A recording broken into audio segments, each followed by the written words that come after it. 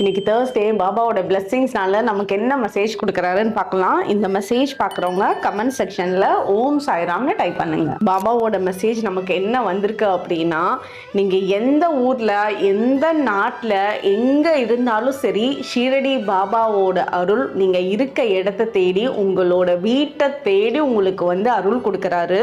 அதே மாதிரி நீங்கள் வேற இடம் பெயர்ந்து போகிறதுக்கு முன்னாடி பாபாட்ட சில வேண்டுதலை வச்சு கேட்டிருக்கீங்க.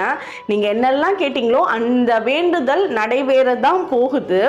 அதாவது ஒரு புக்கில் இருக்க மாதிரி சில சாப்டர்ஸ் கொஞ்சம் பேட் சாப்டர்ஸ் தான் இருக்குது. ஒரு சில பேஜஸ் திருப்புறப்ப அந்த இடத்துல கொஞ்சம் சோக கதை எழுதுவோம். அடுத்த பேஜில் ரொம்ப ஹாப்பியான ஸ்டோரிஸ் இருக்கும்ல.